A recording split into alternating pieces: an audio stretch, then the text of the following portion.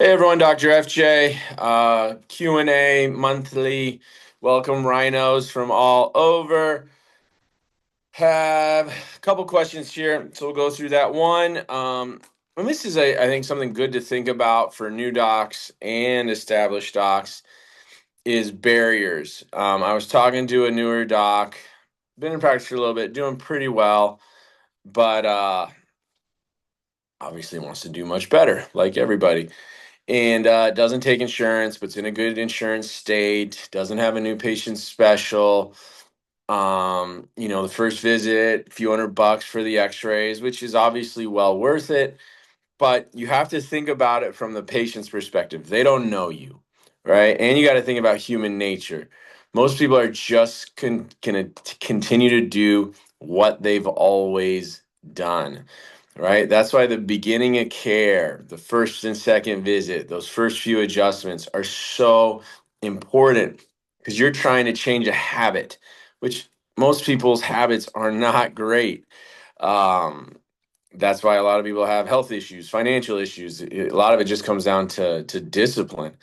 But anyway, so the first few visits, you want to minimize the barriers, right? That's why a new patient special, yes, you lose on it, but it gets people in the door. Um, so that's why I still, after 15 years, run a couple different ones, $17, $19, $37 new patient special. And I always, or a $7 friends and family special. It's nothing. Yeah. And I'm taking upper cervical x-rays. So we're doing an asium. We're doing a vertex. Took me years to learn how to do a good one. I have an associate and I have a Peggy, an x-ray tech that can all take them.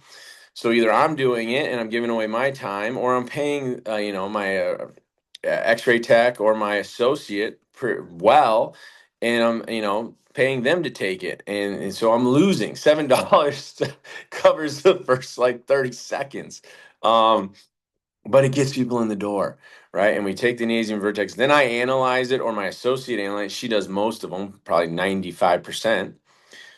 Me maybe more, she'd probably be laughing, but I will analyze a couple, or if she's off, I analyze them.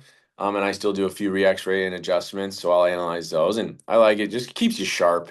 If you don't do it for years and months, you're not going to be as good at it. So I like to continue to do it weekly. But anyway, she does like most of them, but still, I'm paying her to do that for $7, so I'm losing, but it gets people in the door, right?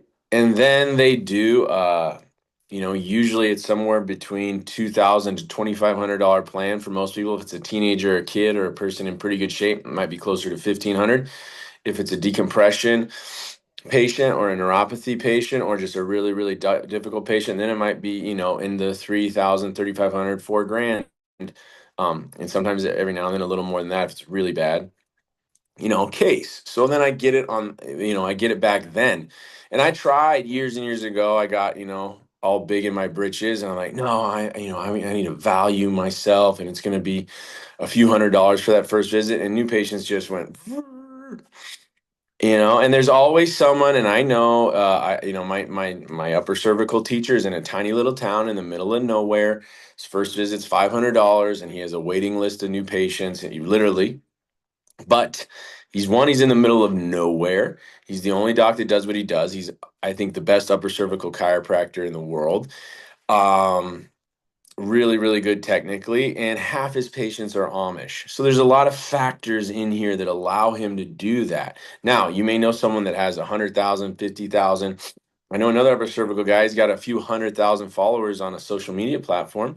And yeah, he has a waiting list of new patients and charges, I think, $500 or $1,000 for that first visit. It's a unique situation, right? So maybe you can get that, but it's very unusual, and it takes a lot of time usually to build up that kind of following or to be in a market that allows you to handle that. So, long story short, if you don't have an overwhelming following and a waiting list, or you're not in the middle of nowhere, you want as few barriers to entry as possible. So the new patient special, I would be in network with all the major insurance companies. No matter what, you can always use non-covered services to get around. A lot of them pay you next to nothing. Yeah, you don't have to be a conspiracy theorist to feel like they're trying to starve out chiropractors. It's just how it feels when you're paying me, $18, some of these people for an adjustment. It's like, it's insane. In 2025, yeah, that might have worked in the 70s. 50 years later, that's no bueno. So, anyways, getting off topic here, but you want to have as few barriers to entry as possible, right? And I always, if they're on the fence, I always do the adjustment and I just say, hey, listen, if you don't want to come back, if you don't like what we do, I won't even charge you for it. Don't worry about it. And I don't. If they don't come back, if they don't like it, whatever, then I don't do not send them a bill. That's the best way to get a 1-star review or get some, get killed on social media or the internet. So, and I don't, but at least they get it and it's amazing. Just had a couple. Makes me think of this. Just had a couple. The lady does some kind of quilting and rugs or something, and it's high demand, and she does it. She has to do like 150 rugs by Christmas time or the New Year or something. And so the husband's like, "Honey, we just can't get in here this much. I'd love to do it, but we can't do it." And the wife's like, "I can't keep living like this." Right? Her back and her knee are brutal. So I just said, okay, let's just give you guys are both here. We adjusted the wife. She wanted to do it. The husband, I'm like, hey, Jack, you're here. I'm here. Let's do it. If you can't get back here for 6 months or you don't want to come back again, no problem. I won't charge you for it. They both prepaid. Okay. And that came to like whatever, 4 grand or something, plus a little bit of insurance. So just getting people in the door, get them started. Don't worry about losing on that first visit, especially if you're a new doc or if you're an older doc and your new patients are down. Get excited, one, get your energy up, get the new patient special going, get in network with every major insurance company. So then they come in because a lot of people, like I would kill to get in network with Blue Cross and Blue Shield.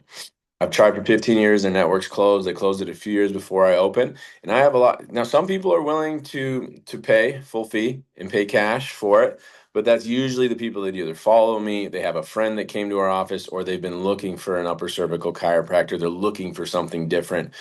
But the people who are just like want to give chiropractic a try or whatever, they want, even if it doesn't cover, they want the money to go to their in-network deductible. So I lose people every month because like now I'm going to go to an in-network guy, they're not looking anything for anything special.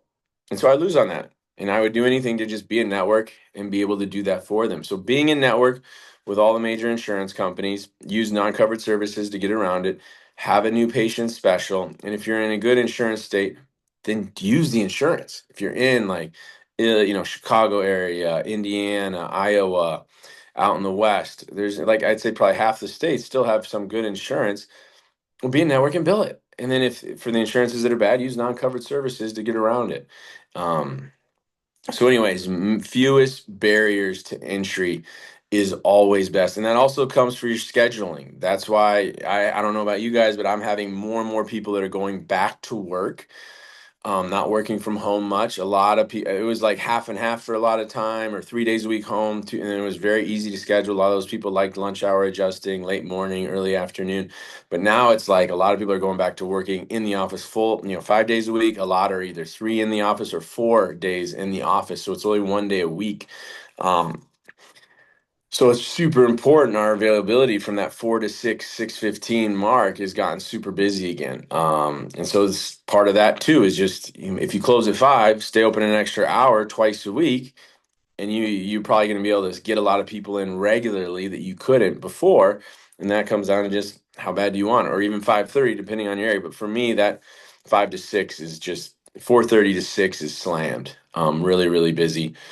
We're a bedroom community, though. A lot of people are driving into Milwaukee 30, 40 minutes for work. So they finish at 4 or 5 and then they drive out. They're not getting here till 5 or 6. So we got to be available for that. So just minimize the barriers to entry. Will always do best. Now, if you get to a level where you truly do have a waiting list or you have a following, then yeah, you can break some of those rules. But get people in. Don't be so fanatical. Most of those chiropractors I know that are uber fanatical, like, no, it's the first visit, and no, it's got to be 500. And I was like, and I got into upper cervical. I started doing it probably 10, 12 years ago. I was like, oh, that's all we're doing. I'm not twisted in the neck. I'm not doing that. And I would lose people all the time. And then I don't know, a few years back, I'm like, what am I doing? And I tell people all the time, if you want me to do just with your insurance covers, that's fine. If you want me to do the standard kind of regular chiropractic, that's fine too. We have people, one or two a week that do that. It's $50 for 2 minutes of my time. It's great. My associate can do it as well. And it works, and they're happy. And I tell them, if at any point you don't respond or you're not responding or whatever, then we need to look at maybe doing something more specific. But if you're getting good results, I'm happy to do it for you. Okay. So minimizing the barriers to entry. And I had another question about fees and decompression and plans from a doc. Again, guys, you just got to offer it. Be upfront. Just say, we're not the cheapest or whatever. Say that, what we do is more expensive, but we are going to correct the cause of your problem. We're going to get to the cause of your problem. We're going to do boom, boom, boom, boom, boom. And stating, I've said this so much lately, but I can't overstate how important it is to just state the negative ahead of time. State the negative ahead of time. It is more, anytime I'm doing decompression, I'm recommending, I think you'd be a great candidate for decompression. You're because of X, Y, and Z. You got degeneration, arthritis in your neck or your low back. You got radiating pain or numbness, whatever it is, whatever reason, stenosis, disc bulge, herniation, disc disease, whatever it is. I give them the reason why. I go, it is a lot more expensive, but it's going to help you feel better and get better a lot faster. We don't have to do it, but it's just going to help you feel better a lot faster. And then most people do it. Some people can't, and that's fine. Just had a lady, I did it for her once on the first visit. She'd been a great candidate. She has radiating leg pain. She just said, there's no way I can afford it. And she did a prepay without it. So just the chiropractic, and we'll do some Cox, a little traction. We'll do some PMF, and we're going to correct her alignment. We'll get her there. It's just going to take longer. But she did a plan, made the offer, and it didn't work for her. So just offer it. Let them know ahead of time. Just offer it. And that's what the magic of the per visit is. You just offer it. And you can tell them, hey, if you want me to do just what your insurance covers, no problem. If you just want me to do an adjustment, a few adjustments, nothing, just kind of come as needed, no problem. And whatever your adjustment is, 50, 60, 40, 100. And then you just do that a couple times. And it's good. Okay. So again, I can't state this enough. I feel like I talk about it almost every Zoom, but then I get a question about it. I know not everybody's watching these, but state the negative up front. State the obvious. Dr. Fred calls it. State the negative. I think explains it a little better. It's expensive. It's going to take a little longer, whatever. And overstate, it's going to take a lot longer. How do we get this to hold? How do we stabilize your spine? We got to see you a lot. And then you go, okay, 3 times a week for 4, twice a week for 8. And they're like, oh, that's not so bad. Or some people are like that is, I know it is. I get it, but that's what it's going to take. And then so many people will do it. So just state the obvious ahead of time. In a perfect world, I'd like to see a lot, 3 times a week for 4, twice a week for 8. If you don't want to do that, that's fine. We can just give you a couple, see how you respond, no problem. And then so many people do it. You've covered everything ahead of time. They respect that. You're not pushing or pressuring them. They feel in charge, which is a big, big, big part. They feel in charge. It's totally comfortable, which is the biggest part. You want the whole conversation to be completely comfortable. And then so many people do it. Okay. So I think it's always good to look at your practice, look at, again, minimizing the barriers to entry. If you want to get in today, can we do it? Let's get them. If they're in a lot of, and that's why I have them ask, are you in a lot of pain on the phone? And how are you coming from over 30 miles away?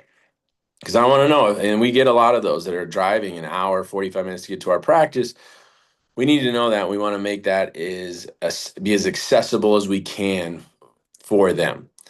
Again, just minimizing the bear, the new patient special after 15 years and whatever, collecting 80, 100, 120, 130 a month. I still do it. Because it just minimizes the barrier. Always get them an adjustment and treatment. If they don't want to come back, just don't charge them for it. You'll avoid the 1-star review. No big deal. You're not going to get in trouble for giving a free adjustment here or there. No big deal. Carry on. Have a great day. So minimize the barriers. And then again, anytime for your plan, if you think someone needs a lot of care, just tell them, I think you need a lot to stabilize and get your body, doing better. And then tell them what it is for visits or for fees or for a different treatment or a non-covered service. Just state the negative ahead of time. Whatever it is, cover it. Be completely comfortable. No pressure. If you don't want to do it, no problem. Just let me know ahead of time. Because sometimes I have people that came to me, 13, 14 years ago, just gave them a couple adjustments, or they brought their kid, got a couple adjustments, it's fine. And now they're coming back in. I'm like, well, I want to do upper cervical. It's going to be $1,000 in re-X-rays. We're going to, that kind of stuff. And they're like, geez, 12, 14 visits going to cost me $1,800 because of all the X-raying. So I've got to cover that ahead of time. If I just throw that number at them, they're going to get upset and they're going to be like, what is going on? So I got to say, hey, what we're doing is different now. It's all about getting the head and neck centered and balanced. I can do what we did before. That's no problem. We can try that and see how it goes. You got a $20 copay, but it's also going to be an extra 45 for non-covered services. So it's 65 each time, plus the re-X-rays. That's going to bring it to X, Y, and Z. This is kind of, a perfect world ideal scenario to get you in the best shape possible. And explain all that. But if you just want, you want the regular quick in and out and just see if that does it for you, we can do that. See, there's no pressure. It's totally comfortable, but I still presented the best possible scenario to them. And then a lot of people end up getting corrective care. Some don't, but they're still my patients. They still come to me. They still refer to me.